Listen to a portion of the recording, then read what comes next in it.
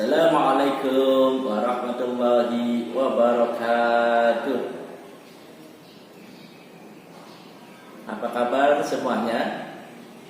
Alhamdulillah. Masih tetap semangat?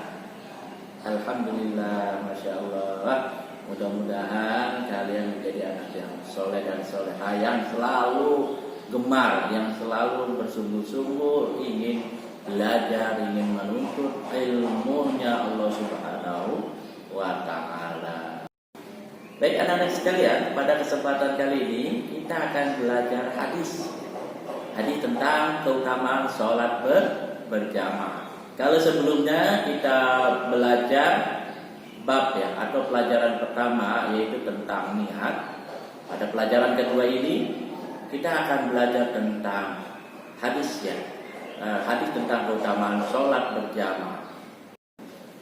Namun sebelum itu, mari kita awali dengan berdoa. Mudah-mudahan ya, dengan kita berdoa Allah selalu memberikan, mencurahkan rahmatnya kepada kita semua. Ya, kita yang lagi belajar diberi kepahaman, ya, dimudahkan dalam belajar. Ya, kemudian yang kurang sehat, ya, yang lagi sakit, mudah-mudahan Allah angkat penyakitnya. Amin amin ya rabbal alamin. Berdoa mulai. Bismillahirrahmanirrahim.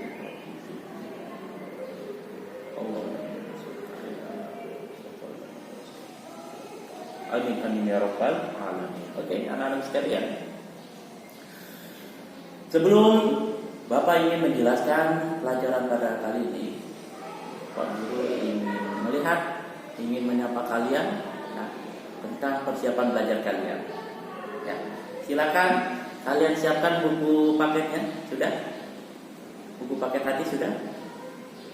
Nah, kalau belum diambil dulu. Kalau masih di rak buku silakan diambil.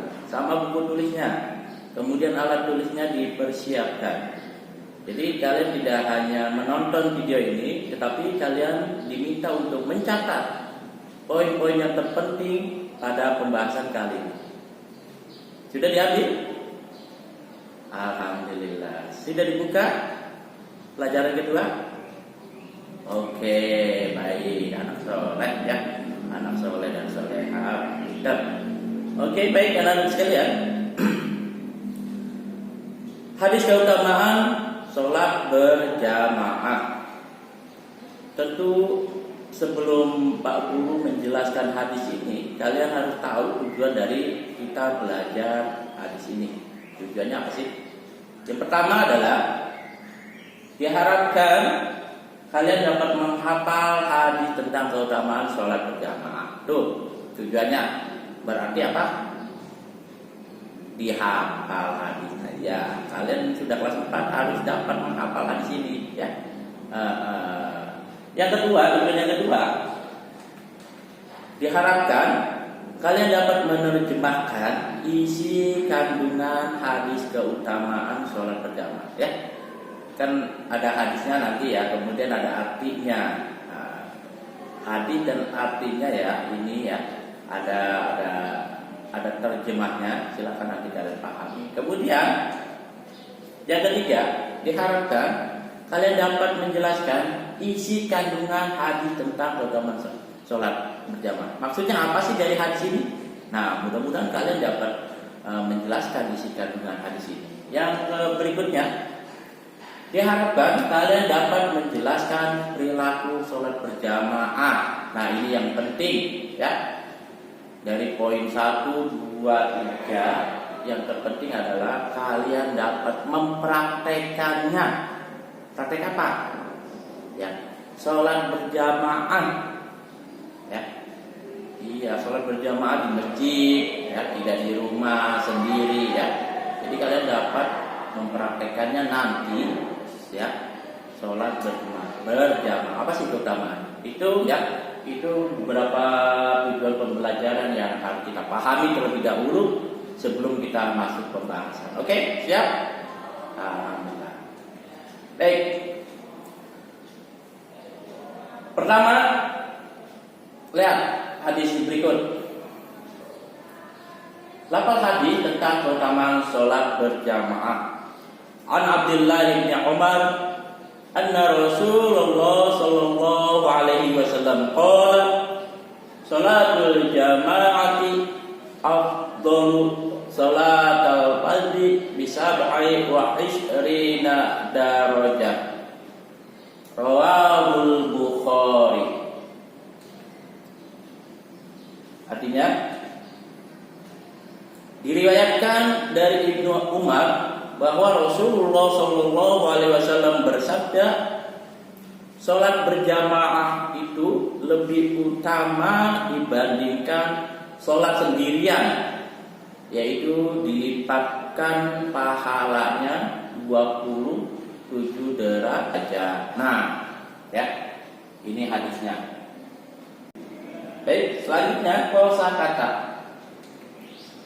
Yang pertama, sholatul jama'ati artinya sholat berjamaah. Kedua, afdolu artinya lebih utama. Sholatul fardhi artinya sholat sendirian. Bisa ba'i wa ishrina, dilipatkan pahalanya 27 darajatan, yaitu derajat. Baik anak-anak sekalian, penjelasan inti hadis tersebut, ya.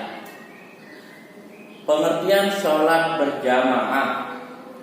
Sholat berjamaah, ya, adalah sholat yang dikerjakan secara bersama-sama minimal 2 orang, ya, atau lebih dari 2 orang. Boleh 3, 4, 5, 6 dan seterusnya, ya. Seorang menjadi imam dan yang lainnya menjadi makmum dengan syarat-syarat yang telah ditentukan. Syarat imam, ya, apa saja sih yang dibolehkan menjadi imam? Itu ada syaratnya, ya. Kemudian pengertian sholat munfarid. Sholat munfarid adalah sholat yang dikerjakan sendirian, ya. Sholat zuhur di rumah sendirian, sholat asar sendirian, sholat maghrib sendirian, sholat isya sendirian, sholat subuh sendirian. Itu disebut dengan sholat munfarid, ya. Kemudian melaksanakan sholat berjamaah hukumnya sunnah muakkad. Apa sih sunnah muakkad? Sunnah muakkad artinya sunnah yang sangat dianjurkan Rasulullah, ya, untuk kita kerjakan, ya.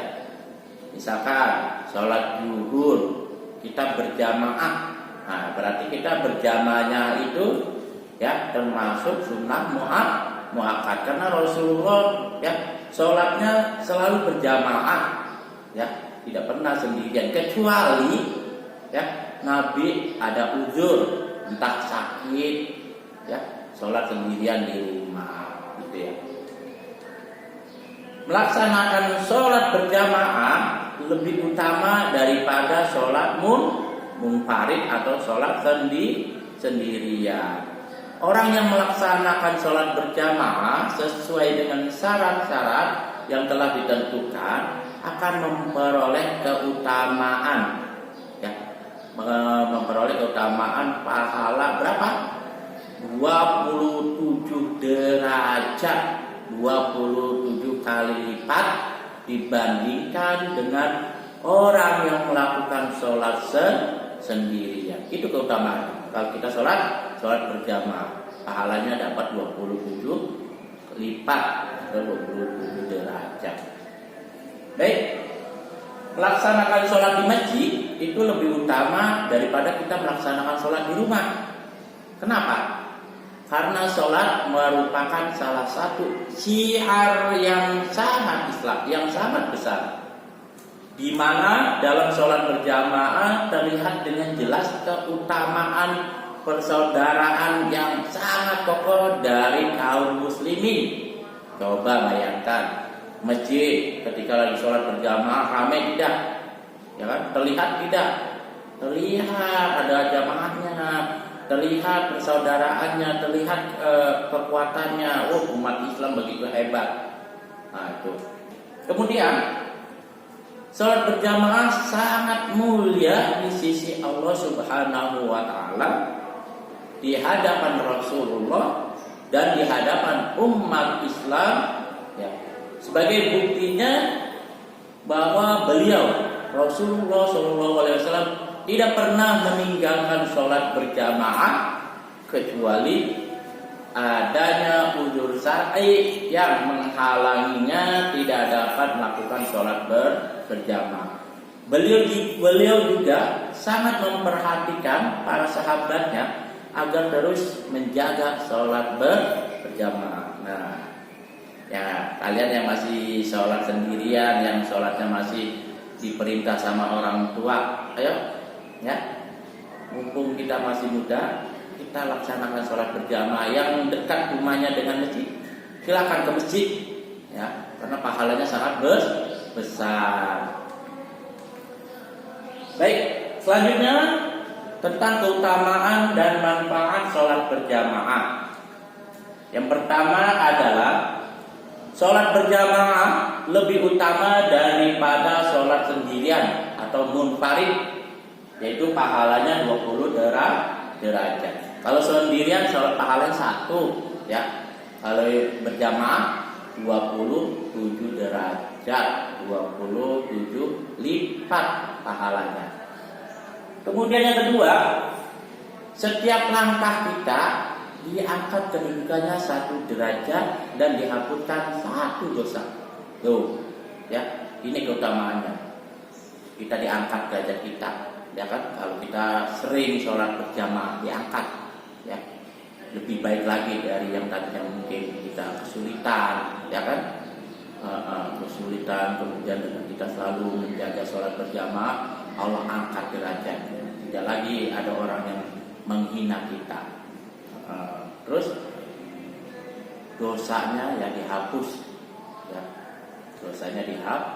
Kemudian keutamaan yang ketiga adalah menambah syiar Islam. Kira-kira kalau masjid, ya, pagi, siang, kemudian malam sepi, ya, kelihatan nggak orang Islamnya? Kelihatan nggak syiarnya? Nggak kelihatan. Tetapi kalau kita, ya, peduli kepada masjid, kita ramaikan dengan sholat berjamaah, insya Allah orang akan melihat bahwa syiar Islam begitu luar biasa di masjid ini. Kemudian yang keempat, mendapatkan balasan pahala yang berlipat ganda, ya. Pahalanya berlipat ganda berapa? 27 derajat itu pahalanya. Kalau sholat di masjid, ya, berjamaah. Kemudian yang kelima adalah mempererat tali persaudaraan, saling mengenal di antara umat Islam. Kalau kita sholat berjamaah, pasti siapa saja yang datang. Kita ada tetangga kita, saudara kita, orang lain, ya kan? Maka disitulah persaudaraan kita akan terjaga. Kita akan saling mengenal di antara umat Islam. Oke, anak-anak sekalian, ini saja pertemuan kita pada kali ini, ya. Kita akan berjumpa kembali di lain waktu. Tetap semangat belajarnya, ya. Jangan lupa sholat berjamaahnya, ya. Kemudian belajarnya yang rajin, jaga kesehatan, keluar rumah pakai masker, ya, agar kita tidak terkena virus corona. Assalamualaikum warahmatullahi wabarakatuh.